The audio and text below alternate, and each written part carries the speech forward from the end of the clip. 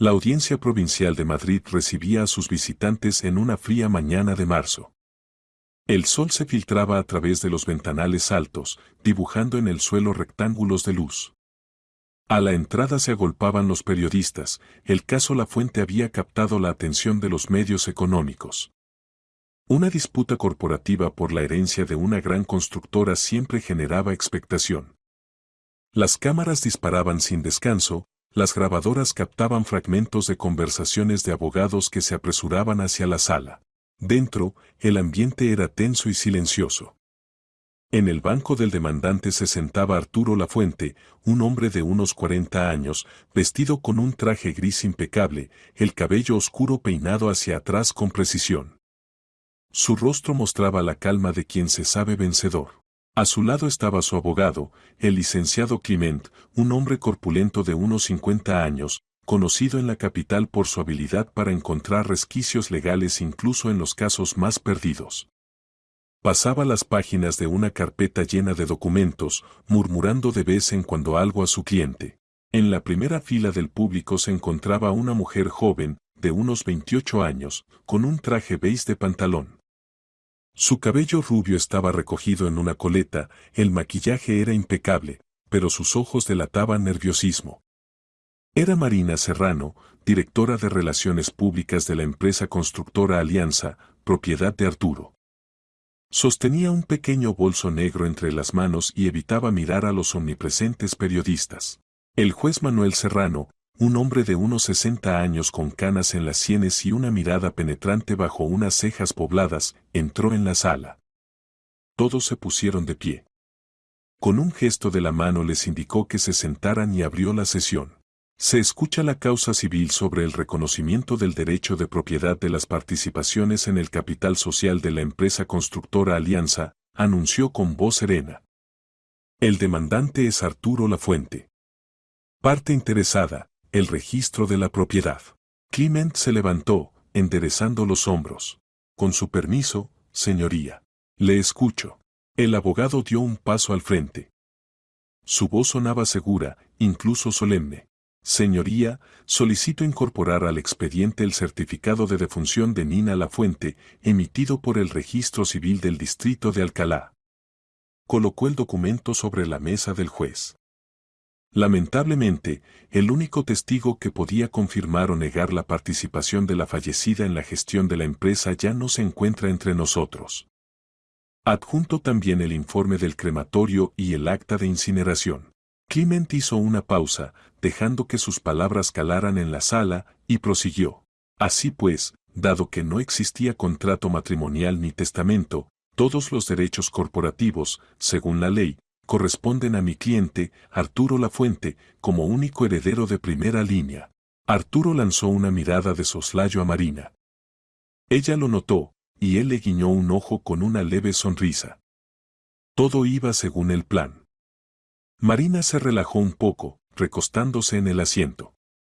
Arturo cruzó una pierna sobre la otra y entrelazó los dedos sobre la rodilla. Disfrutaba del momento. La victoria estaba tan cerca que casi podía tocarla. Unos minutos más, y todo terminaría. El juez Serrano examinaba los documentos en silencio. Pasaba las páginas despacio, se detenía en los sellos, comprobaba las fechas. En la sala reinaba un silencio expectante, incluso los periodistas en la galería superior habían callado, aguardando el cierre formal del proceso. Interesante, dijo por fin el juez, sin levantar la vista de los papeles. Climent frunció el ceño. Perdón, señoría. Dije que es un caso interesante, repitió el juez Serrano, apartando los documentos. Se quitó las gafas, las limpió con un pañuelo y miró directamente al abogado. Dígame, señor Climent, ¿por qué está tan seguro de que la otra parte está muerta? El silencio cayó como una losa. Climent lo miró, desconcertado. Con el debido respeto. Tenemos un certificado oficial de defunción. Firmas, sellos, un informe médico y otro del crematorio. Todo conforme a la ley. Los documentos pueden decir muchas cosas, replicó el juez con calma. A veces reflejan la realidad. Y otras veces. Hizo una pausa. La fabrican. Arturo se irguió en el banco. Su sonrisa se desvaneció. Clement revisó sus papeles, buscando una explicación que no encontraba. No entiendo a qué se refiere, señoría. El caso es claro. La mujer falleció hace 3 meses de una insuficiencia cardíaca aguda. Hay un informe médico que lo certifica. Ya veo, asintió el juez lentamente, poniéndose de pie. La tensión se hizo palpable. Entonces no me queda más que invitarla a pasar. ¿Invitar a quién? Balbuceó Clement, con la voz temblorosa. El juez se volvió hacia la secretaria. Por favor, haga pasar a Nina Lafuente. Silencio. Un silencio denso, absoluto. Arturo quedó paralizado. Marina palideció, apretando el bolso con fuerza. Clement abrió la boca, pero no emitió sonido alguno. La puerta se abrió con un clic. Todas las miradas se dirigieron hacia la entrada. En el umbral se alzaba una mujer de unos 35 años, con una blusa de seda clara y pantalones negros clásicos. Su cabello castaño caía libre sobre los hombros. El rostro, pálido, con sombras bajo los ojos, mostraba las huellas del cansancio y del sufrimiento. Pero su mirada era firme, decidida. Dio un paso al interior, los tacones resonaron sobre el parquet. Nina Lafuente. ¡Viva! El silencio se rompió con un estallido. Los periodistas se levantaron de golpe, las cámaras empezaron a disparar. Alguien dejó caer un bolígrafo que rodó por el suelo. Marina se encogió en el asiento como si quisiera desaparecer. Arturo miraba a su esposa con ojos vidriosos, inmóvil. Clement dejó caer la carpeta, los documentos se esparcieron por la mesa. Nina se detuvo en el centro de la sala. Su mirada se deslizó sobre el rostro de Arturo, fría, distante, como si observara a un desconocido. Luego miró a Marina. Esta desvió la vista.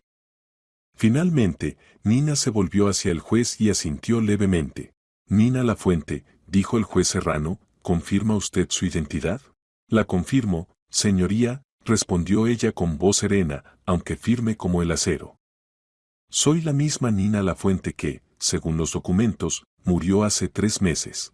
Esto es imposible. Gritó Clement, recobrando el habla. Señoría, esto es un montaje, una impostora. Silencio en la sala.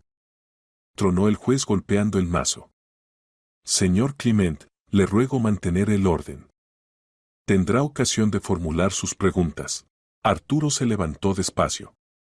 Su rostro era blanco como la tiza. Sus labios se movían, pero no salía sonido alguno.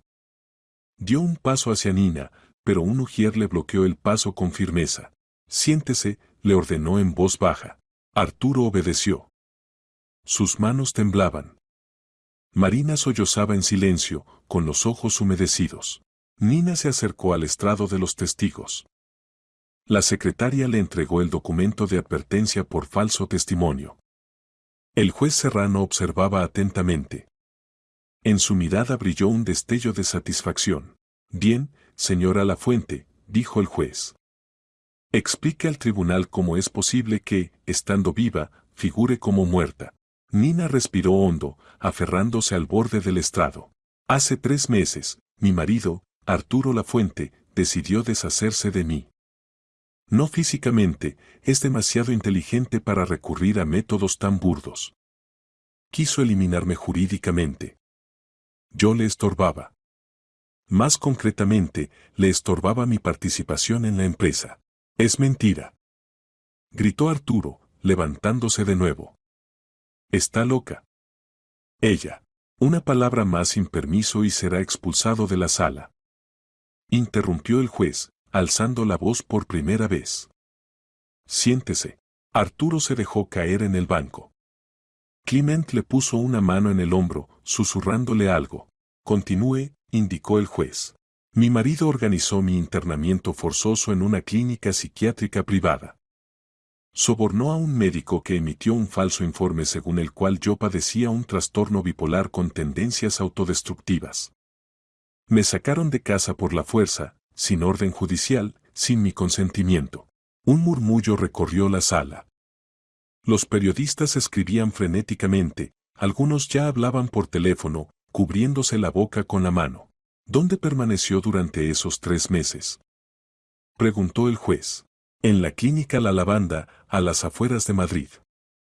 Me retuvieron en una unidad cerrada. No podía salir, ni llamar, ni recibir visitas. Un mes después de mi desaparición, Arturo falsificó un certificado de defunción. Sobornó a funcionarios del registro civil y a médicos. Creó una completa ilusión de mi muerte para quedarse con toda la empresa. ¿Tiene pruebas de lo que dice? Sí, señoría. Tengo testigos, grabaciones y documentos. Estoy dispuesta a presentarlos al tribunal. Clement se levantó de nuevo, pero su voz ya no sonaba tan firme. Exijo una pericia, señoría. Una prueba genética, documental. Esa mujer puede ser cualquiera. La pericia se realizará, asintió el juez. Pero le adelanto, señor Clement, su pasaporte es auténtico y los datos biométricos coinciden con los que figuran en la base del Ministerio del Interior. Así que las probabilidades de que no sea Nina Lafuente son prácticamente nulas. Arturo bajó la cabeza. Sus hombros se hundieron. Marina sollozó, ocultando el rostro entre las manos. Nina los observaba desde el estrado. En sus ojos no había triunfo ni venganza, solo la calma exhausta de quien ha escapado del infierno. La audiencia queda suspendida hasta que se realicen las pericias pertinentes, anunció el juez Serrano. Los documentos del caso serán remitidos al Juzgado de Instrucción de Madrid para determinar la apertura de diligencias por los delitos de falsificación de documentos, fraude y detención ilegal. Al ciudadano Arturo Lafuente se le prohíbe abandonar los límites de Madrid. Se levanta la sesión. El golpe del mazo sonó como un disparo. Todos se pusieron de pie. El juez salió. Los sugieres rodearon a Arturo. Clement le hablaba con ademanes nerviosos, pero él no escuchaba. Miraba a Nina. Ella estaba junto a la puerta, acompañada por un hombre alto, de unos 38 años, con chaqueta oscura. Le apoyaba una mano en el hombro, en gesto protector. Arturo lo reconoció, Gregorio Valdén, primo de Nina. Ex inspector. Había regresado de Alemania. Goyo. Susurró Nina. Ya pasó todo, respondió él en voz baja. Lo lograste. Salieron del salón sin mirar atrás. Los periodistas intentaron seguirlos, pero la seguridad lo impidió. Arturo permaneció inmóvil en medio de la sala vacía. Marina se acercó, temblorosa. ¿Qué hacemos ahora?, susurró. Él le retiró la mano bruscamente. ¿Ahora? Ahora los dos iremos a juicio. ¿O creías que saldrías ilesa? Marina se echó atrás, como si la hubiera golpeado. Clement recogió los papeles y se dirigió a la puerta. Antes de salir, se volvió. Arturo, haré lo que pueda. Pero la situación es muy grave. Prepárate para lo peor. Se fue. Sus pasos se perdieron en el pasillo. Arturo se dejó caer en el banco. Por primera vez en muchos años, no sabía qué hacer. Su plan se había derrumbado. La esposa a la que creyó neutralizada había vuelto. Y traía consigo las pruebas que podían destruirlo todo. Fuera, el sol brillaba. En Madrid, la gente disfrutaba de la vida, tomaba café en las terrazas, hacía planes. Pero allí, en aquella sala vacía del tribunal, terminaba una historia de traición, mentira y cálculo frío. Y comenzaba otra, la historia del ajuste de cuentas. 6 meses antes. Septiembre. La mansión de los Lafuentes se encontraba en una urbanización de lujo a las afueras de Madrid, a 20 kilómetros de la M40. Un chalet de 2 plantas, de ladrillo rojo y con grandes ventanales de estilo francés, se hundía en un mar de verde. La parcela, de media hectárea, estaba rodeada por una valla alta. En la entrada, seguridad privada. Todo como corresponde a un empresario de éxito. Arturo Lafuente estaba sentado en su despacho del segundo piso, mirando por la ventana. Sobre la mesa tenía los informes financieros de Constructora Alianza. Las cifras impresionaban. En el último trimestre, El beneficio había crecido un 30%.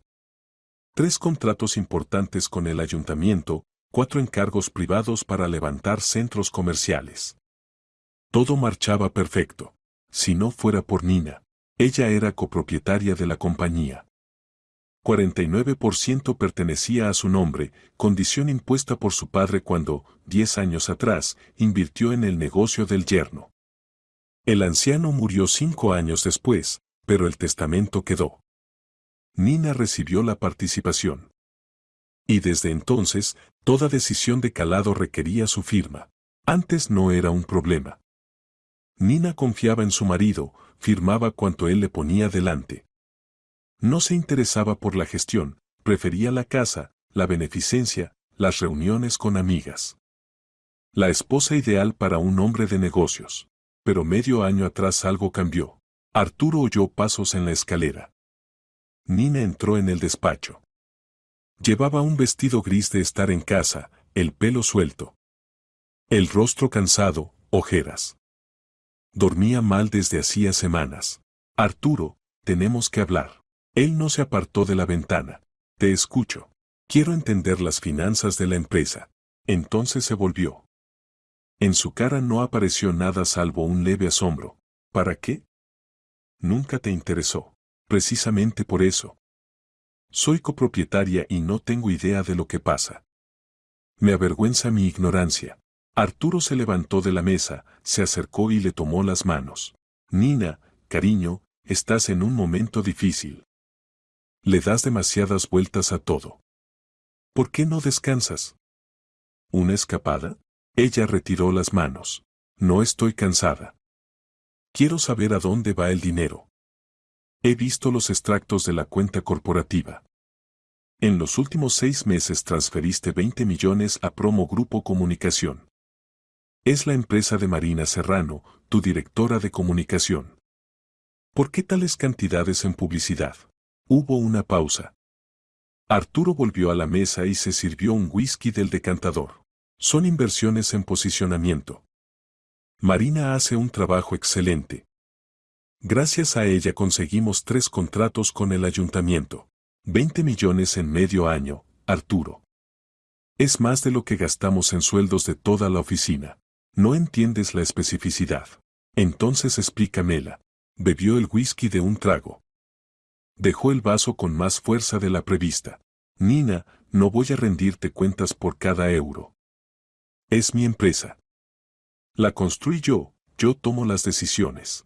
Nuestra empresa, corrigió en voz baja. El 49% es mío. Y tengo derecho a saber a dónde va el dinero. Tienes paranoia, soltó él. Buscas trampas en todas partes. Ves conspiraciones donde no las hay. Necesitas ayuda profesional. No le des la vuelta. Estoy haciendo preguntas normales. ¿Normales? Alzo la voz. Me estás acusando de robar. A mí, tu marido, que llevo 10 años tirando de esta compañía. No te acuso. Quiero entender. ¿Entender? Muy bien. Te diré algo, no entiendes nada de negocios. Nunca entendiste. Tu padre me dio el dinero porque confió en mí, no en ti. Sabía que no eres capaz de dirigir una empresa. Y no se equivocó. Nina palideció. Le temblaron los labios. ¿Cómo puedes hablar así? Digo la verdad. Eres un adorno bonito para mi éxito. Tu papel es estar y no estorbar. Ella se dio la vuelta sin decir palabra y salió del despacho. La puerta se cerró suave, pero ese sonido fue más fuerte que un grito. Arturo se quedó solo. Se sirvió otro whisky. La mano no le tembló. Lo había calculado bien. Nina había empezado a hacer preguntas, era hora de actuar. El plan llevaba tiempo madurando, solo quedaba ponerlo en marcha. Sacó el teléfono, marcó. ¿Marina? Soy yo. Mañana nos vemos. Hay que acelerar. En el otro extremo respondieron algo. Arturo sonrió de lado. Sí, ha empezado a escarbar. Pero no pasa nada. Pronto dejará de entender absolutamente nada. Colgó y miró la foto de la pared. La boda, de hace 10 años. Él y Nina, jóvenes, felices. Ella lo miraba con adoración. Él sonreía a la cámara. Cuánta agua había corrido desde entonces. Cuánto había cambiado. Al día siguiente, Arturo se reunió con Marina en un café del centro de Madrid. Se sentaron en un reservado del segundo piso, lejos de miradas curiosas. Marina vestía un traje negro ejecutivo, el cabello recogido en un moño. Estaba inquieta. Arturo, ¿seguro que esto está bien? Es tu esposa, casi ex-esposa, la corrigió. Emocionalmente nos separamos hace tiempo. Formalizaremos el divorcio en cuanto solucionemos lo de la empresa, pero lo que propones es peligroso. Si algo sale mal, nada va a salir mal. Lo he pensado todo. Tengo contactos y la gente adecuada. Lo esencial es actuar rápido y con precisión. Marina tomó la taza de café, pero no bebió. Miraba por la ventana. Te quiero, Arturo. Pero tengo miedo. No tengas miedo. En 3 meses estaremos juntos. No serás solo directora de comunicación, serás copropietaria. Traspasaré a tu nombre una parte de las participaciones. ¿Lo prometes? Lo prometo. Le tomó la mano y le besó los dedos. Marina sonrió, insegura, pero con esperanza. Una semana después, el plan empezó a rodar. Arturo cerró un trato con el doctor Sergio Jarabo, director médico de la clínica psiquiátrica privada La Lavanda. Se habían conocido un año antes, en una cena de negocios donde Jarabo se quejó de las dificultades financieras del centro. Arturo lo recordó. La gente con problemas siempre es útil. La reunión tuvo lugar en un restaurante del barrio de Salamanca. Jarabo, un hombre de unos 50, con entradas y un tic nervioso en la comisura del ojo, se sentó frente a Arturo y escuchó la propuesta. Necesito una pericial médica, explicó Arturo con calma. Un informe que afirme que mi esposa padece un trastorno mental. Trastorno bipolar, con tendencias autolesivas. Todo debe parecer absolutamente legal. Jarabo tragó saliva. Señor Lafuente, ¿es consciente de lo que pide? Es falsificación. Si sale a la luz, no saldrá. Le pago 500.000 euros por la pericia. Y otro 1.000.000 para que pase en su clínica 2 o 3 meses. En unidad cerrada, sin contacto con el exterior. 2 o 3 meses, eso es una hospitalización ilegal. Es tratamiento. Por indicación médica. Pero ella no tiene ninguna indicación. Las tendrá. Usted es el profesional. Redactará el informe y ya. Lo demás corre de mi cuenta. Jarabo calló. Arturo vio en sus ojos la lucha entre la conciencia y la necesidad. La necesidad ganó. Siempre gana. 1,5 millones, exhaló el médico. Y quiero la mitad por adelantado. Hecho. Se dieron la mano. El trato quedó sellado. 10 días más tarde, todo estaba listo. Arturo llamó, como habían acordado, a una ambulancia psiquiátrica del Suma 112, presentándose como marido preocupado. Mi esposa se comporta de forma inestable. Dice que todos son sus enemigos. Temo que pueda hacerse daño. La operadora formuló varias preguntas. Arturo respondió con serenidad, convincente. La unidad saldrá en 20 minutos. Colgó. Nina estaba en el salón, leyendo. No imaginaba que en 20 minutos su vida cambiaría para siempre. Cuando llegó la ambulancia, Arturo recibió al equipo en la puerta. Parecía agotado. Gracias por venir tan rápido. Está arriba. La dotación la formaban 2 celadores y una médica. Subieron al salón. Nina alzó la vista del libro. Arturo, ¿qué ocurre? Son médicos, cariño. Van a ayudarte. ¿Qué médicos? No necesito ayuda. La doctora, una mujer de unos 40, se acercó. Buenas tardes. Soy Elena Paredes. Su marido nos ha llamado porque está preocupado por su estado. ¿Mi estado? Estoy perfectamente. Lo entiendo. Hablemos un momento. No quiero hablar. No estoy loca. Arturo, ¿qué haces? Se levantó de un salto. Los celadores avanzaron. Arturo se volvió hacia la ventana, no quería verla la cara. No me toquen. Suéltenme. Estoy bien. Por favor, cálmese. Arturo. Arturo, detén esto. Él guardó silencio. Los celadores la sujetaron con firmeza pero sin brusquedad. La doctora sacó una jeringa. Es un sedante. Necesita tranquilizarse. No. No, por favor. El pinchazo fue rápido. En un minuto, Nina se aflojó. Cerró los ojos. Los celadores la alzaron y la llevaron hacia la salida. Arturo miraba el parque por la ventana. Las hojas empezaban a amarillar. Llegaba el otoño. Aquí tiene la derivación, como quedamos, la doctora le entregó un papel. Clínica La Lavanda. El doctor Jarabo está avisado. Su esposa quedará en observación. Gracias, murmuró Arturo. Se llevaron a Nina. La casa quedó vacía. Arturo se sirvió whisky y se sentó en el sillón. Primera fase cumplida. Faltaba muy poco. En La Lavanda, a Nina la metieron en una habitación individual de la unidad cerrada. Rejas en las ventanas, puerta reforzada, ningún contacto con el exterior.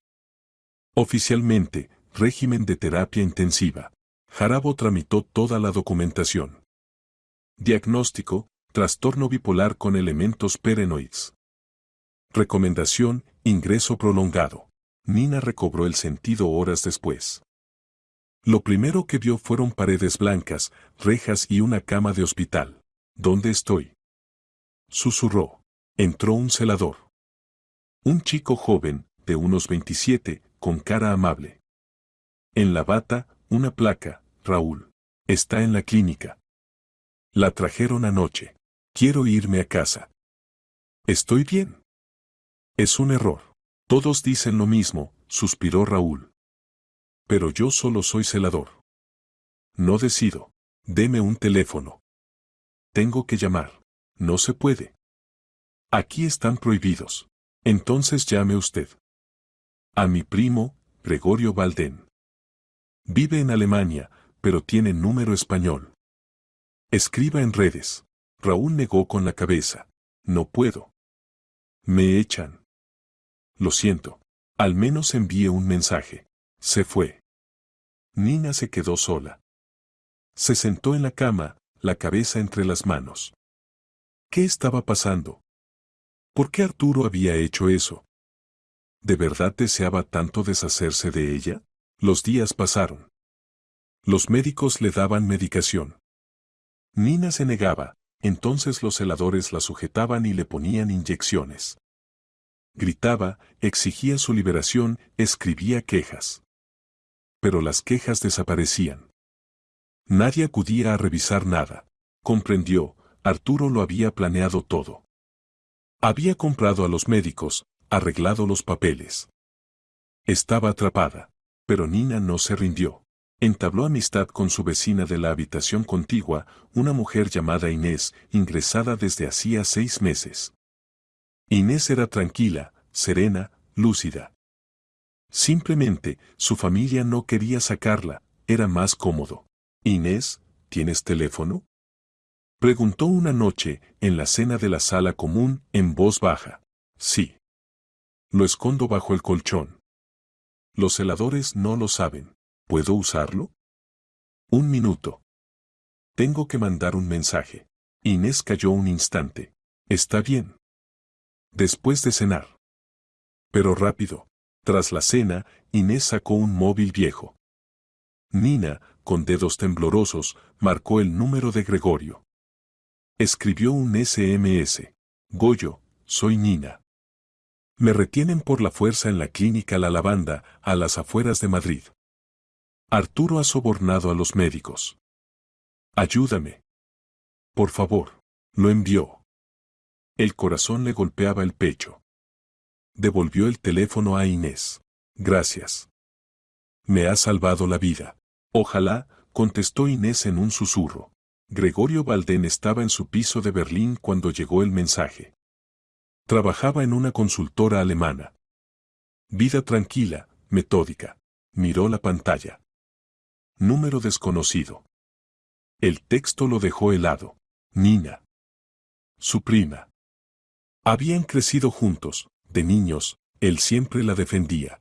¿Qué significaba me retienen por la fuerza? Llamó al número del que había llegado el SMS. No contestaron. Probó de nuevo, móvil apagado. Abrió el portátil, entró en la página de Clínica La Lavanda. Clínica psiquiátrica privada. Unidad cerrada. Todo legal, pero el mensaje era auténtico. Reconoció el modo de escribir de Nina. Marcó el número de Arturo. Tono y al fin, clic. Diga. Arturo, soy Gregorio. ¿Dónde está Nina? Pausa. ¿Gregorio? ¿Cuánto tiempo? Nina está en la clínica. Necesitaba ayuda. ¿Qué ayuda? Psiquiátrica. Ha tenido un brote. Los doctores consideran necesario el ingreso. Quiero hablar con ella. No es posible. Necesita calma. Sin contactos. Arturo, soy su primo. Tengo derecho. Primo carnal. Y no, no lo tienes. Soy su marido, decido yo. Cortó. Gregorio apretó el teléfono. Algo no cuadraba. Nada cuadraba. Reservó un billete en el primer vuelo a Madrid. Despegaba en 8 horas. Gregorio Valdén regresaba a casa. A España. Mientras tanto, en Madrid, Arturo se reunió con su abogado, Clement. Estaban en el despacho del letrado, en el Paseo de la Castellana. Señor Lafuente, ¿es consciente de que el siguiente paso es el más arriesgado? Lo soy. Pero no hay alternativa. Nina está en la clínica, pero es temporal. Tarde o temprano, alguien empezará a preguntar. Hay que actuar con decisión. Clement asintió. Tengo contactos en el registro civil del distrito de Alcalá. Podemos tramitar un certificado de defunción. Oficial. Causa, insuficiencia cardíaca aguda. Jarabo firmará el informe médico. ¿Cuánto tiempo? 2 semanas. Tal vez 3. Hágalo. Clement abrió la caja fuerte y sacó un sobre. Aquí tiene modelos de documentos. Todo parecerá impecable. Arturo tomó el sobre. Dentro, un certificado médico de defunción, un justificante del depósito municipal y la autorización de incineración. Todo con sellos y firmas. Excelente trabajo, dijo. Gracias. Pero recuerde, si algo sale a la luz, yo no le conozco. Nada saldrá. Se estrecharon la mano. Arturo se marchó. El plan entraba en su fase final. Un poco más, y la empresa sería completamente suya. Y Marina se convertiría en su nueva esposa. Joven, hermosa, maleable. Nina quedaría en el pasado. Muerta. Jurídicamente muerta. En realidad la mandaría lejos, a cualquier punto remoto, encerrada en el psiquiátrico más apartado para siempre. Matarla no era un animal. Pero Arturo ignoraba que, en ese mismo instante, Gregorio Valdén estaba subiendo a un avión. Y que en pocos días todo empezaría a desmoronarse. Porque los vivos no permanecen muertos cuando alguien que sabe buscar la verdad se empeña en traerlos de vuelta. Gregorio Valdén aterrizó en Madrid a última hora de la noche. El aeropuerto de Barajas lo recibió con un viento frío de octubre y una llovizna fina. Tomó un taxi hacia un hotel en la Gran Vía, donde había reservado una habitación por una semana. En el avión no pegó ojo, repasó la situación, trazó planes. 7 años atrás, Gregorio había trabajado como inspector en España. Resolvía casos complejos, acumulaba reconocimientos. Pero un día tropezó con una trama de corrupción en la que estaban implicados altos cargos. Le sugirieron archivar el asunto. Se negó. Entonces le ofrecieron elegir, dimitir por voluntad propia o enfrentarse a serios problemas. Gregorio eligió lo primero. Se marchó a Alemania con un amigo y empezó una vida nueva. Pero los reflejos de investigador no se evaporan. Por la mañana llamó a un viejo conocido, Óscar Taranco, que había trabajado con él en la misma unidad y ahora se dedicaba a la investigación privada. Goyo. ¿Estás en Madrid?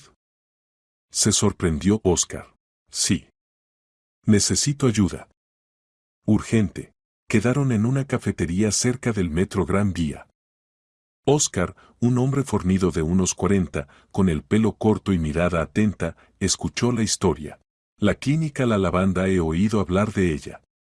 El director médico, Jarabo. Un típico vendido. No es la primera vez que firma informes basura por dinero. Difícil probarlo, es muy cauto. Necesito entrar. Ver a Nina y confirmar que está viva. Así, sin más, no te dejarán. Es un centro con régimen cerrado, seguridad, acreditaciones, cámaras. Entonces necesitamos una coartada. Óscar se quedó pensando. Podemos probar por la vía de suministros. Tengo contactos en una farmacéutica. Te acreditamos como representante. Como si trajeras muestras de medicamentos. Pero como mucho te dará una hora dentro. Suficiente. 2 días después, todo estaba listo. Gregorio recibió un badge de representante de Mad Pharma Iberia, un paquete de documentos y un catálogo de productos. Se puso un traje sobrio y tomó un maletín con muestras. El conjunto resultaba convincente. La Lavanda estaba a 30 kilómetros de Madrid, entre pinares. Un edificio de 3 plantas, de construcción setentera, rodeado por una valla. En el recinto, senderos cuidados, bancos, una pequeña fuente. Por fuera, casi un balneario. Pero las rejas en las ventanas del segundo y tercer piso delataban otra cosa. Gregorio aparcó junto a la entrada y pasó el torno. El guardia le revisó la documentación. ¿A quién viene a ver? A la responsable de compras y suministro. Me esperan. Muestras de fármacos. El guardia llamó, recibió confirmación y lo dejó pasar. Dentro olía a lejía y a medicamentos. Pasillos largos, pintados de verde pálido. Silencio, roto solo por voces lejanas y el chirrido de una camilla. Gregorio se entrevistó con la responsable, una mujer de unos 50, corpulenta. Hablaron de productos, precios, condiciones. Él ganaba tiempo y observaba. Ella se quejaba del presupuesto, de la falta de personal. Disculpe, ¿podría usar el baño? Preguntó Gregorio con cortesía. Claro. Al fondo a la derecha. Salió. La responsable se quedó revisando las muestras. Gregorio tomó el pasillo contrario, a la izquierda, hacia la unidad cerrada. Se sabía el plano de memoria, Óscar lo había conseguido por sus contactos. Bloque número 4. Puerta metálica con cerradura electrónica. A través del vidrio, se veían habitaciones. Se acercó y miró dentro. En el pasillo del bloque, una enfermera charlaba con un celador. Gregorio se pegó a la esquina para que no lo vieran. Un minuto después se separaron.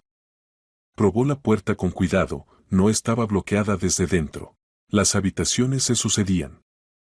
Números, 401, 402, 403 iba asomándose a los visores, en silencio. Habitación 405.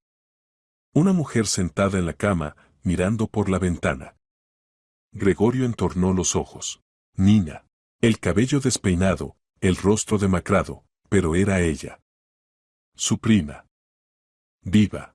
Iba a llamar al cristal, a susurrar su nombre, cuando oyó pasos. Volvía el celador. Gregorio se retiró deprisa, caminó hasta el baño y se encerró. Esperó un minuto, salió y regresó con la responsable. Perdone, me he desorientado un poco, sonrió. No pasa nada. Es un laberinto. Cerraron la reunión. Gregorio prometió enviar una oferta y se fue. En el coche, apretó el volante. Nina estaba viva.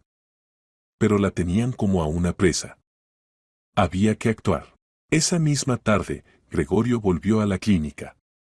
Aparcó a un lado, en la franja de pinos, y esperó. Observó el cambio de turno. A las 8, los celadores salían cansados a fumar a la entrada. Gregorio memorizaba caras.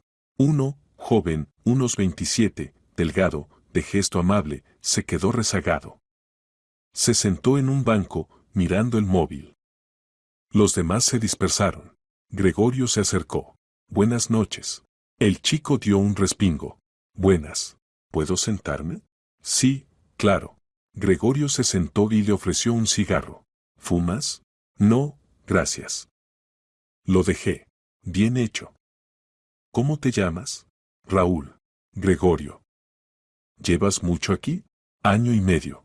Guardaron silencio. Gregorio miraba el bosque en penumbra. Trabajo duro, ¿no? Raúl sonrió con amargura. Y tanto. Pagan una miseria y exigen lo indecible. Pero es lo que hay. ¿Familia? Mi esposa. Esperamos un bebé.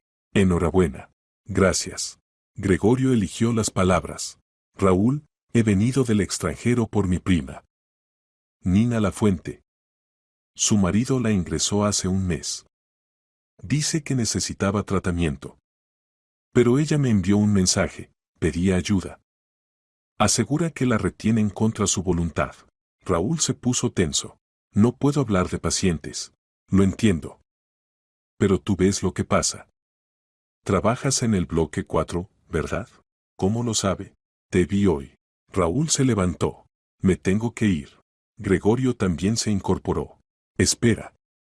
No te pido que violes la ley. Solo dime, ¿Nina está realmente enferma?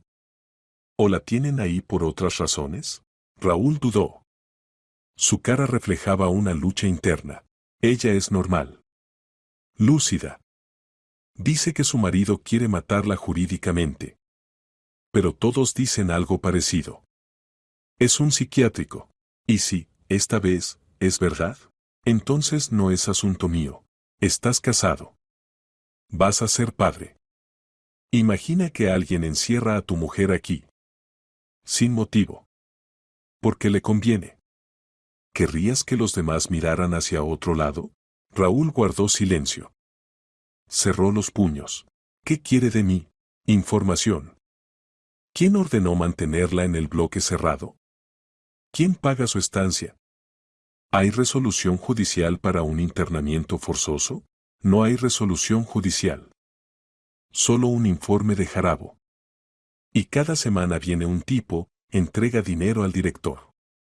En un sobre. Lo vi una vez. ¿Cómo es? Unos 40. Alto, traje caro.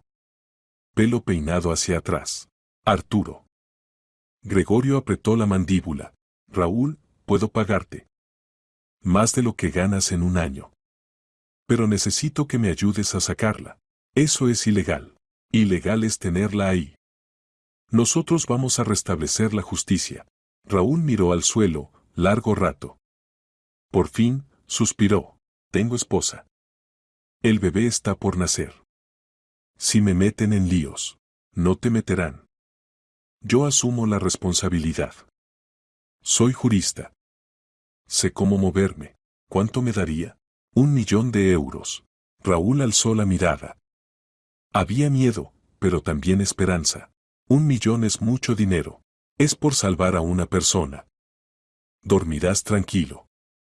Y tu hijo crecerá sabiendo que su padre hizo lo correcto. Raúl asintió. De acuerdo. Le ayudaré. Pero con una condición. ¿Cuál? Si algo sale mal, no me dejará tirado.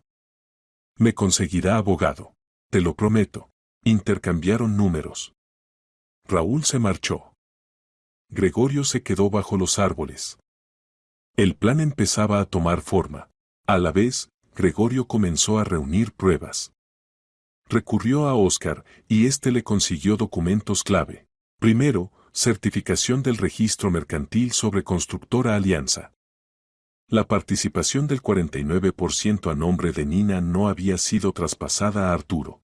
Luego, una nota del registro civil, el certificado de defunción de Nina Lafuente si había sido expedido. Fecha de muerte, 18 de octubre. Causa, insuficiencia cardíaca aguda. Lugar del fallecimiento, Clínica La Lavanda. Pero Nina estaba viva. Gregorio la había visto. Era una falsificación. Un montaje documental. Además, obtuvo el detalle de tráfico del operador móvil, listado de llamadas y SMS del teléfono de Nina. El último mensaje se había enviado el 21 de octubre, 3 días después de la supuesta muerte. Ubicación del repetidor, la zona de la clínica. Los muertos no envían SMS. Todo encajaba. Arturo había fingido la muerte de su esposa para quedarse con la empresa. Pero no contó con el primo de Nina, que no iba a tragar aquella historia. Gregorio se reunió de nuevo con Raúl. Estaban en el coche, en una pista forestal, a 1 kilómetro de la clínica. Necesito una tarjeta llave del bloque 4, dijo Gregorio. Y el cuadrante de turnos. La tarjeta puedo sacarla un par de horas. Los turnos cambian a las 8 de la tarde. Tras el relevo, los pasillos están vacíos unos 20 minutos, mientras se organizan. Perfecto. ¿Cuándo es mejor actuar? El sábado. Menos personal, seguridad relajada. Hecho. Sábado. Raúl asintió. ¿Estás seguro de que esto está bien? Seguro. Estás haciendo lo correcto. Eso espero. Se despidieron. Gregorio volvió al hotel y llamó a Oscar. Necesito un coche sin matrículas. Para una noche. ¿Para qué? Mejor no lo sepas. Oscar guardó silencio. De acuerdo. Lo tendrás el sábado. El sábado amaneció frío y gris. Gregorio llegó a la clínica a las 19:30. Aparcó entre los pinos, apagó las luces. Esperó. A las 8, Raúl apareció en el porche, miró alrededor. Sacó el móvil y envió un SMS, listo. Puerta abierta. Ah. 405. Deprisa. Gregorio se puso una cazadora oscura y la capucha. Fue a la entrada de servicio, Raúl la había dejado entornada. Dentro, silencio. Pasillos vacíos. Caminó rápido hasta el bloque 4. La puerta, efectivamente, no estaba cerrada, Raúl había liberado el cierre electrónico. Gregorio entró. 405. Empujó. Nina estaba sentada en la cama, vestida. A su lado, una bolsa pequeña con ropa. Raúl la había prevenido. Alzó la mirada y reconoció a su primo. El rostro se le quebró entre dolor y esperanza. Goyo. Chest. Vámonos. Se lanzó a sus brazos. Temblaba. Pensé que no vendrías, que nadie me creería. Ya está. Estoy aquí. Rápido, tenemos poco tiempo. Salieron al pasillo. Raúl vigilaba junto a la salida, por la puerta de servicio. El coche está ahí, susurró. Nina lo miró. Gracias. Gracias de verdad. Vayan. Ya. Echaron a correr por el pasillo. El corazón de Gregorio martillaba. La salida de servicio. La puerta. El aparcamiento. Entonces se encendió un foco. La luz les golpeó la cara. ¡Alto! Gritó un guardia. Gregorio apretó la mano de Nina. ¡Corre! Cruzaron el aparcamiento hacia el pinar. A la espalda, gritos, pasos. Nina tropezó y cayó. Gregorio la alzó y la ayudó a levantarse. Vamos, prima, ya casi. Llegaron al coche. Gregorio arrancó y salió disparado. Las ruedas patinaron en el suelo húmedo. Por fin el coche mordió el asfalto y tomó la carretera. En el retrovisor, las luces de la clínica. Los guardias corrían hacia la garita. Demasiado tarde. Gregorio pisó a fondo. 10 minutos después, estaban en la autovía, de regreso a Madrid. Nina, en el asiento del copiloto, abrazaba la bolsa. Lloraba en silencio, sin voz. Se acabó, dijo Gregorio. Eres libre.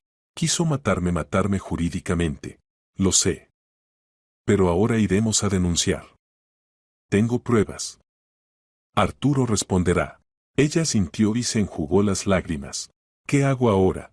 Ahora presentamos denuncia en el juzgado de instrucción. Conozco a gente allí.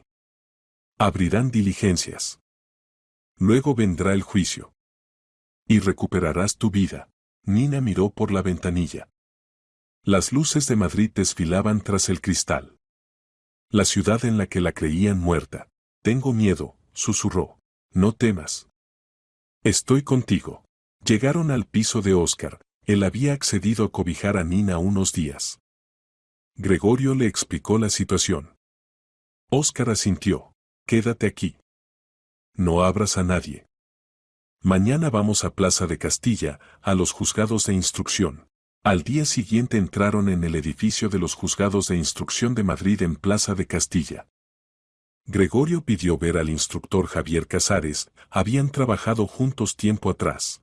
Casares, un hombre de unos 45 con sienes plateadas, los recibió con cautela. Goyo. Pensé que seguías en Alemania. He vuelto por familia. Ella es Nina. Necesitamos ayuda. Contaron todo.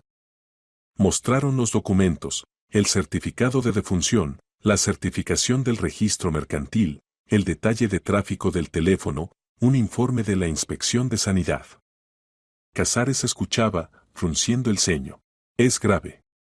Falsedad documental, detención ilegal, fraude si se confirma, a la fuente le pueden caer hasta 10 años. Se confirmará. Tenemos un testigo, el celador Raúl. Está dispuesto a declarar. Casares asintió. Abriré diligencias previas por falsedad documental, estafa y detención ilegal del Código Penal. Habrá que ordenar periciales y tomar declaraciones. Llevará tiempo. ¿Cuánto? Un par de meses. ¿Y Arturo? ¿Queda libre? De momento sí. Pero dictaré medidas cautelares, embargo de participaciones y prohibición de salir de la ciudad y del país. No podrá ir muy lejos. Nina exhaló, aliviada. Gracias. Casares la miró con cierta compasión. Aguante. La justicia termina imponiéndose. Salieron del edificio. Nina se detuvo en las escalinatas y alzó la cara al cielo. El aire estaba fresco. Soy libre, gracias a ti, Goyo, murmuró. Gregorio la rodeó con un brazo.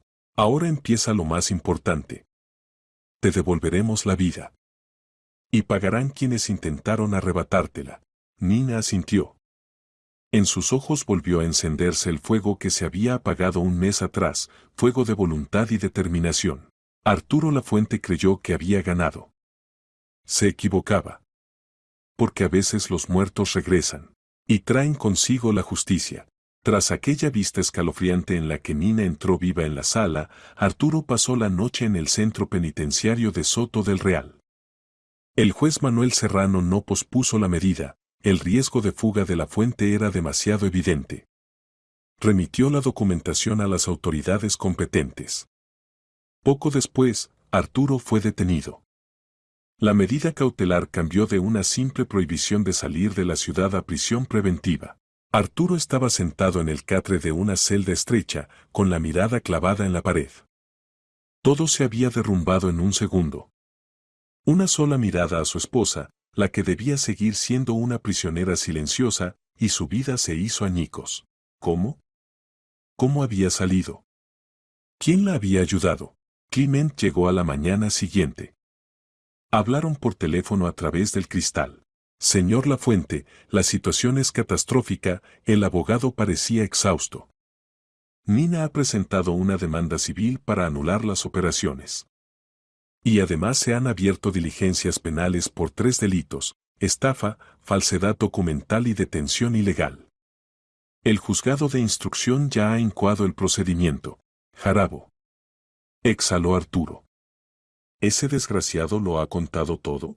Peor. Ha prestado declaración íntegra y ha entregado grabaciones de vuestras conversaciones.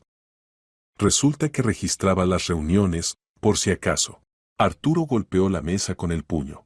Lo voy a matar. Basta. Ya está metido hasta el cuello. A Jarabo lo detuvieron ayer.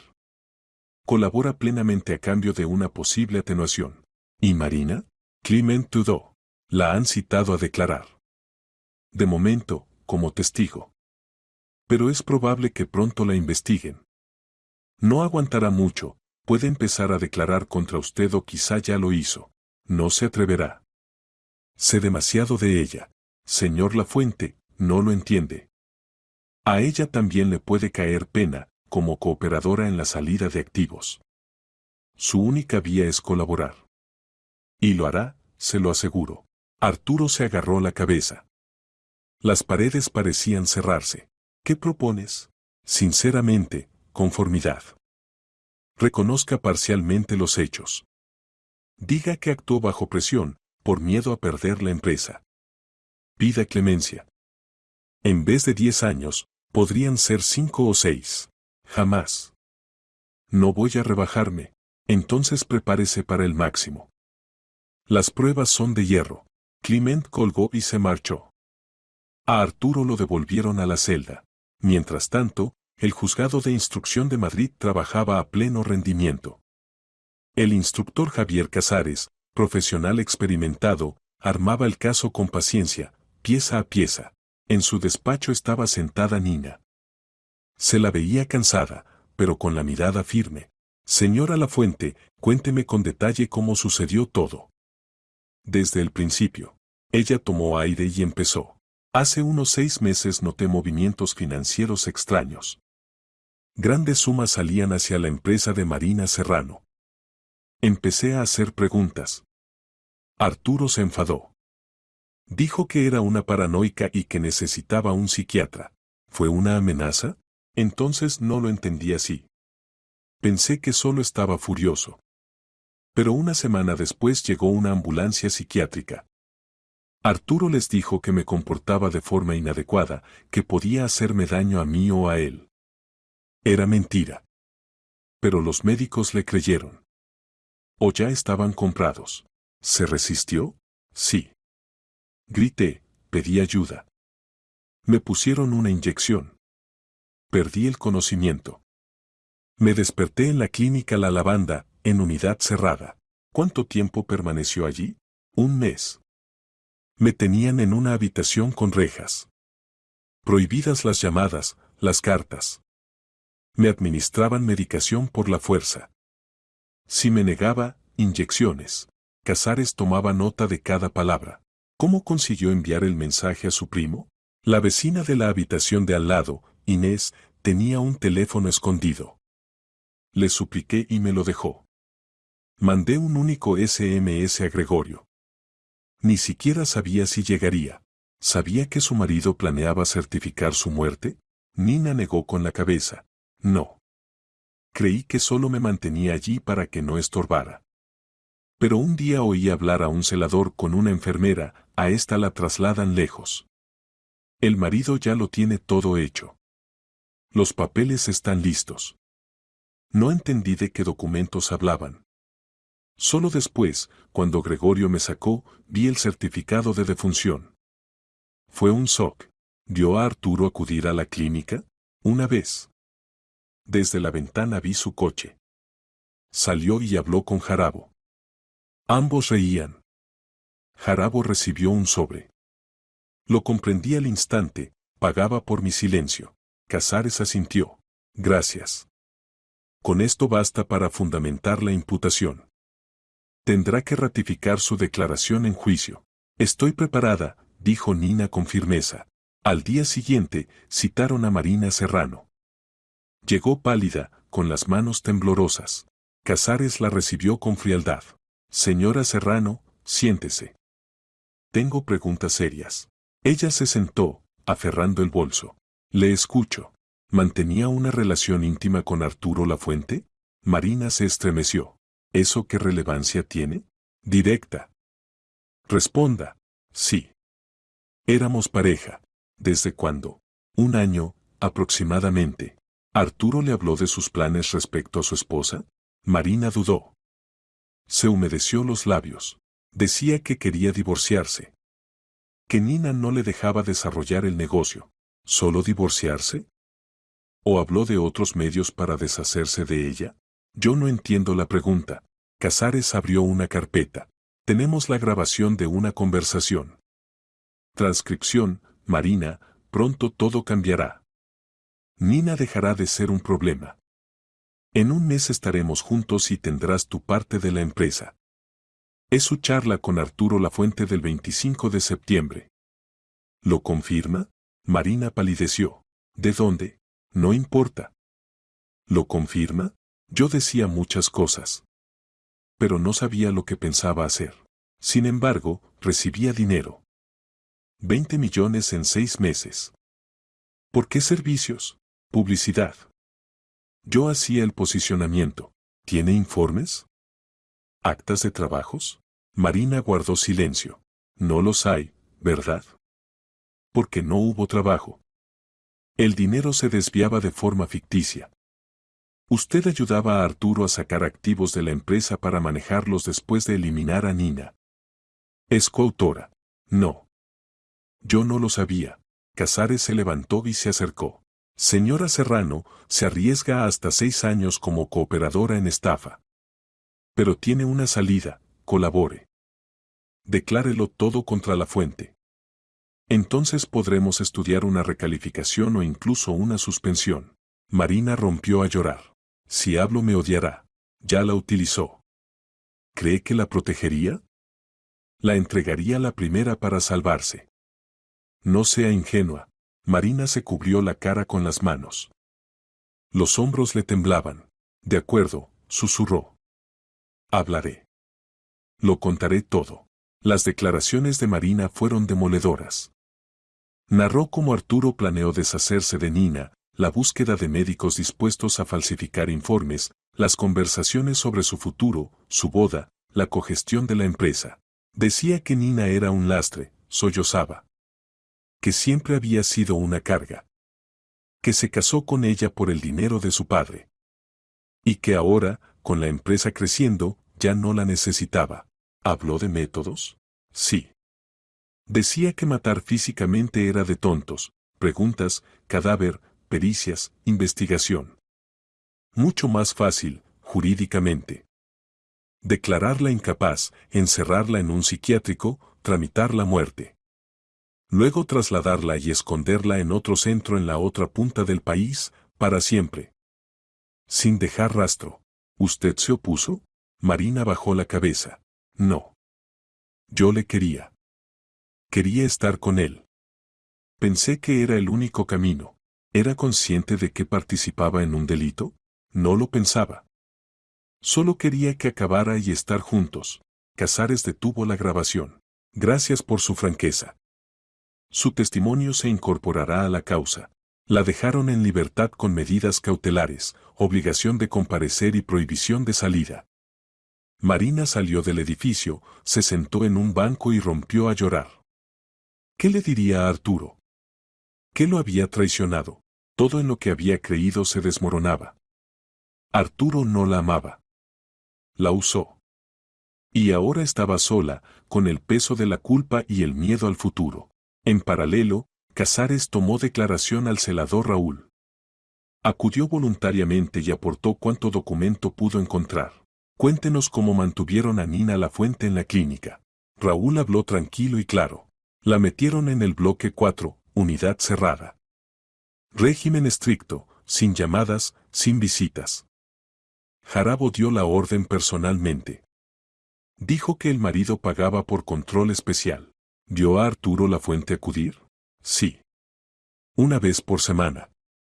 Traía dinero en un sobre. Eso supuse. Jarabo lo recibía, se encerraban en el despacho. Media hora y Lafuente se iba. Nina intentó contactar con el exterior, todo el tiempo. Pedía llamar, escribir. Jarabo lo prohibió. Cualquier contacto era despido. ¿Por qué decidió ayudarla? Raúl calló un segundo. Porque estaba bien. Llevo año y medio aquí, he visto de todo. Pero la señora Lafuente era lúcida. Hablaba con coherencia. Contaba que su marido la había tendido una trampa. Al principio no lo creí, todos dicen algo. Pero cuando vi a Lafuente trayendo sobres lo entendí. No estaba allí para curarse. Estaba allí para callar. ¿Y la ayudó a escapar? Sí. Su primo me encontró. No podía seguir mirando.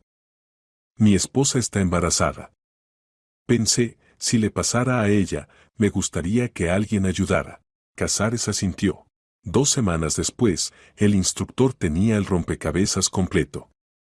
Remitió a la fiscalía el escrito de acusación. A Arturo Lafuente se le imputaron 3 delitos. Estafa agravada. Hasta 10 años.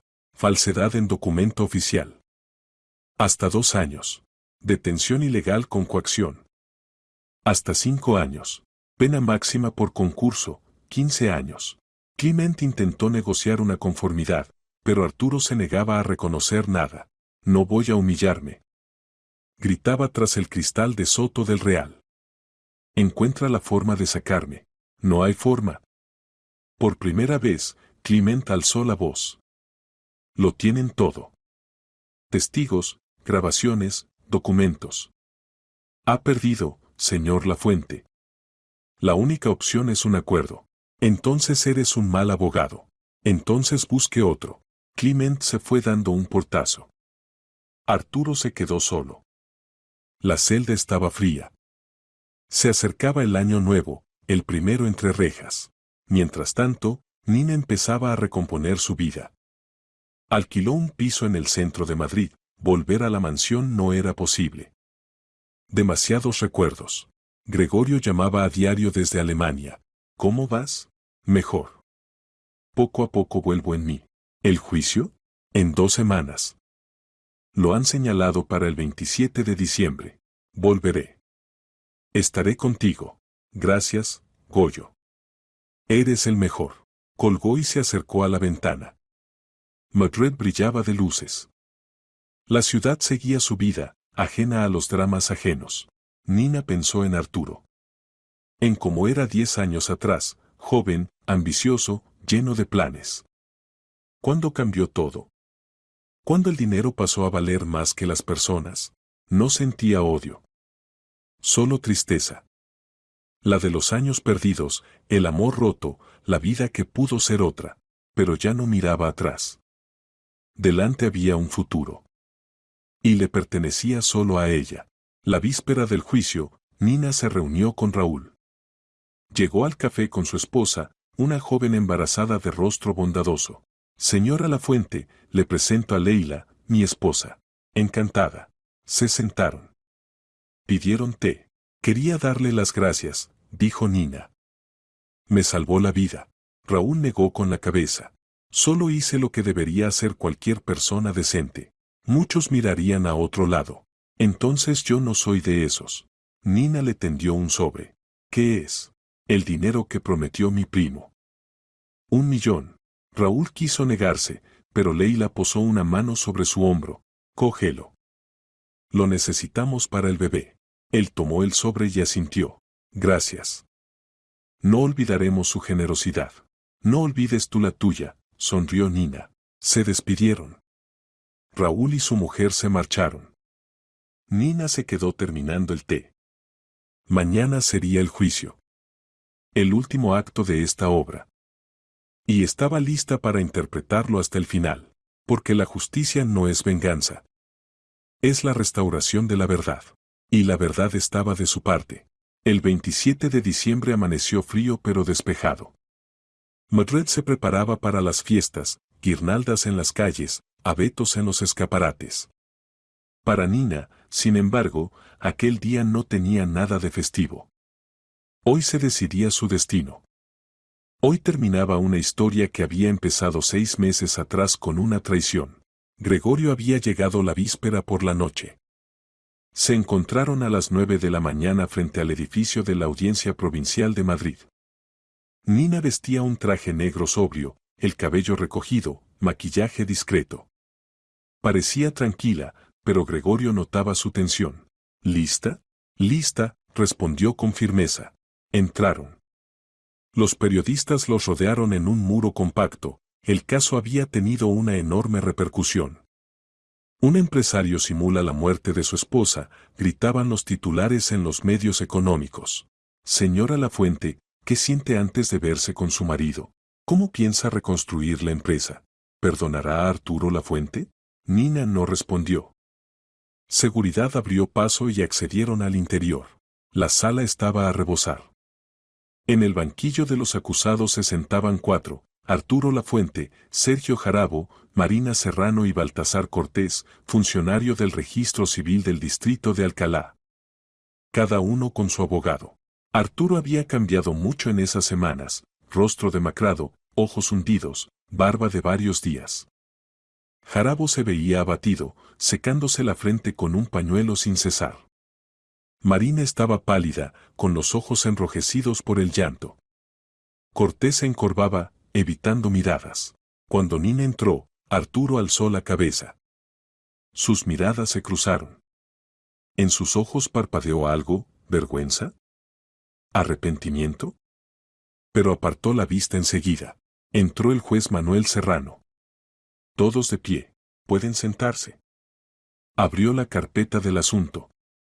Hoy vemos la causa penal contra 4 acusados. Primero, Arturo Lafuente, por detención ilegal, estafa agravada y falsedad en documento oficial. Segundo, Sergio Jarabo, por cohecho, falsedad documental y cooperación en detención ilegal. Tercera, Marina Serrano, por cooperación en estafa agravada. Cuarto, Baltasar Cortés, funcionario, por falsedad documental y prevaricación en el desempeño de sus funciones. Serrano miró a los acusados. Señor Lafuente, ¿entiende la acusación? La entiendo. ¿Se declara culpable? Pausa. Clement le susurró algo, pero Arturo callaba. Por fin, exhaló. Me declaro parcialmente culpable. Un murmullo recorrió la sala. El juez golpeó el mazo. Silencio. ¿Qué significa parcialmente? Reconozco que organicé el ingreso de mi esposa sin su consentimiento. Reconozco que tramité documentos falsos de defunción. Pero nunca quise hacerle daño físico. Solo tenía miedo de perder la empresa. Siéntese. Señor Jarabo, ¿reconoce su culpa? Jarabo se incorporó con dificultad y asintió. La reconozco por completo. Me arrepiento. Señora Serrano. Marina se levantó, la voz le temblaba. Sí. Me declaro culpable. Ayudé, no pensé en las consecuencias. Señor Cortés. Cortés se puso en pie, encorvado. Culpable. Me ofrecieron dinero, acepté. Fue un error. Serrano asintió. Tiene la palabra el Ministerio Fiscal para la lectura del escrito de acusación. La fiscal, una mujer de unos 50 con uniforme impecable, se alzó y comenzó. En cuanto a Arturo Lafuente, se le acusa de detención ilegal de Nina Lafuente mediante ingreso psiquiátrico forzoso sin resolución judicial por 32 días, de estafa agravada, esto es, tentativa de apoderarse de las participaciones de Constructora Alianza S.L. por valor de 180 millones de rublos, equivalente en euros, mediante engaño y abuso de confianza, y de falsedad en documento oficial consistente en la expedición de un certificado de defunción inexistente. Pasó de página.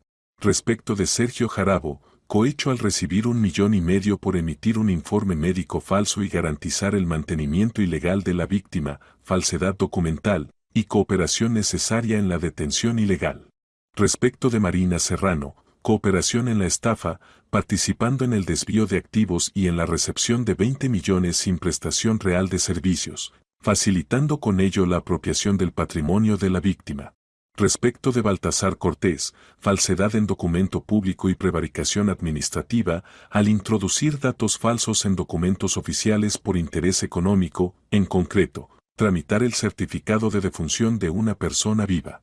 La fiscal enumeró las pruebas, declaraciones de testigos, grabaciones de conversaciones, documentos financieros, informes periciales. Cada hecho estaba sustentado, cada detalle verificado.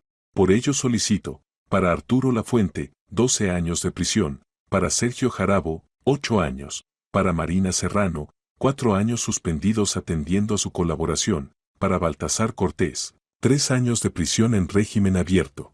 Se sentó. La sala quedó en silencio.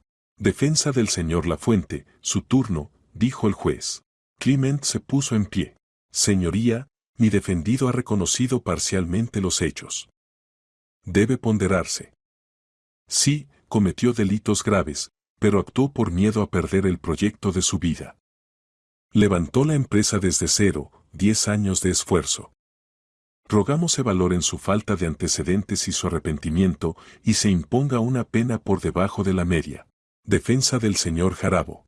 El letrado de Jarabo, un hombre mayor de sienes blancas, se levantó.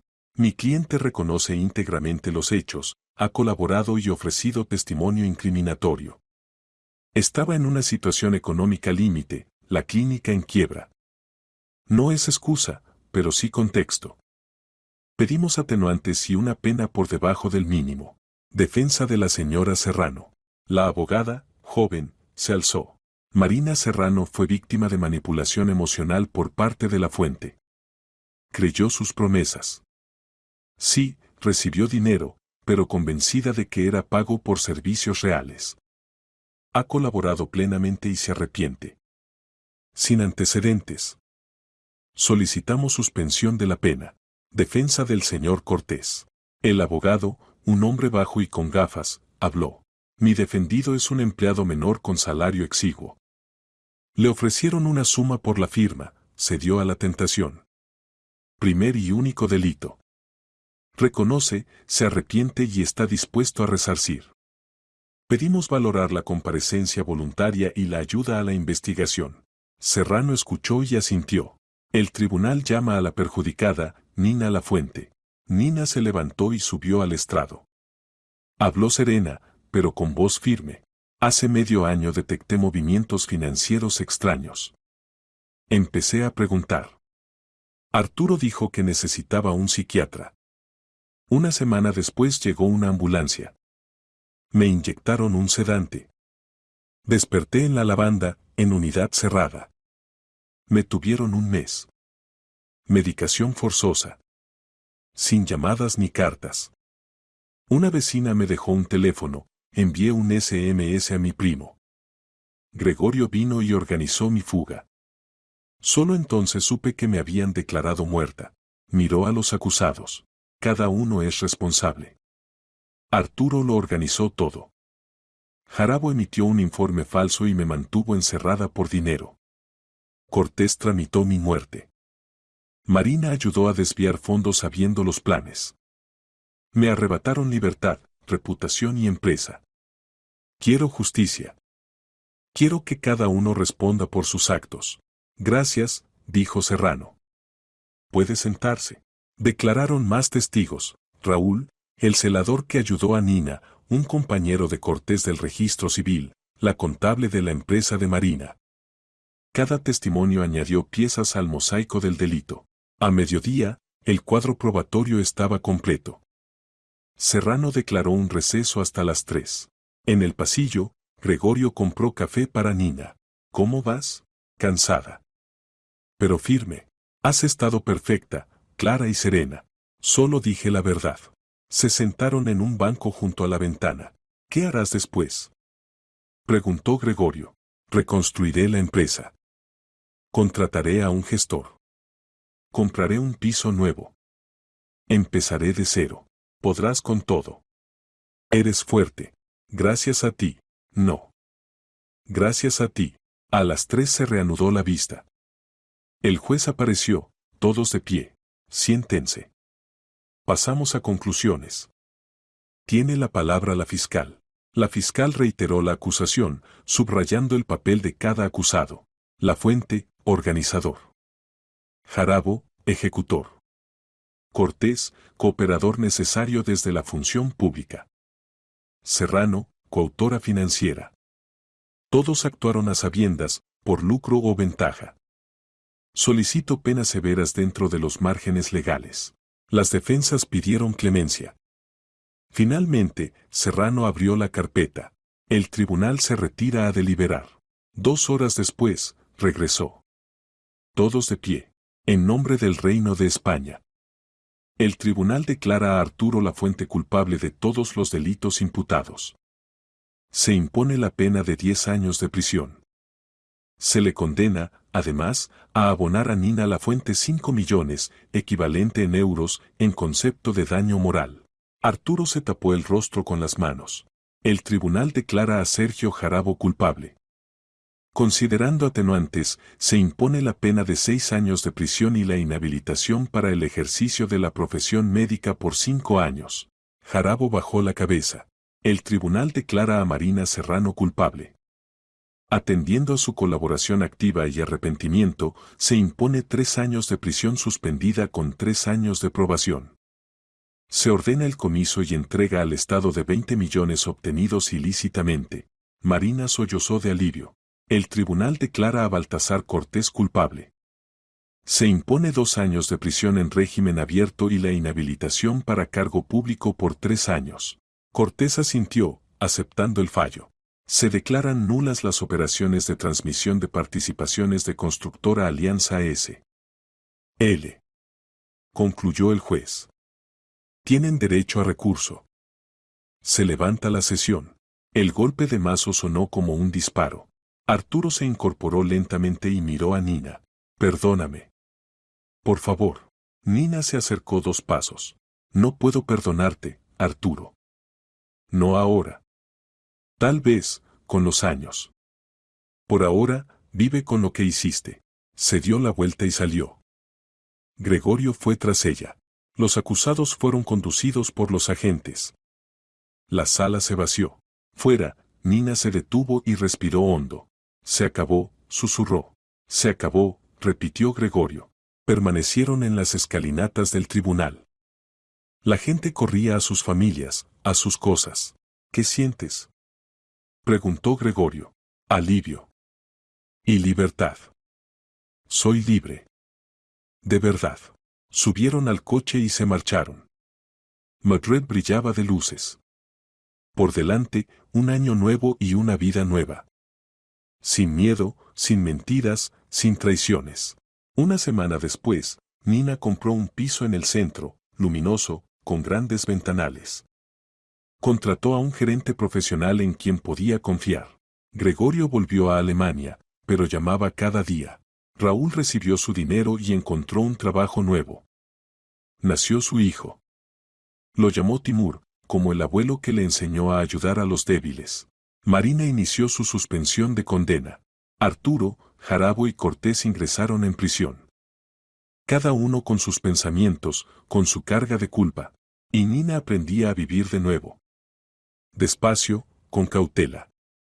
Acudía a terapia, veía a sus amigos, hacía planes. La vida volvía a ella, no la de antes, sino otra. Sincera. Libre. Una noche, sentada junto a la ventana con una taza de té, recibió un mensaje de Gregorio. La vida nueva no es un mensaje desde el más allá. Es la respuesta al desafío. Nina sonrió y escribió. Gracias, Goyo. Tú me salvaste. Ahora sigo salvándome yo. Miró la ciudad tras el cristal, luces, gente, vida. Todo seguía. Y ella formaba parte de ello. Viva. Auténtica. Libre. La justicia se impuso. Cada cual recibió lo que merecía. Y estuvo bien.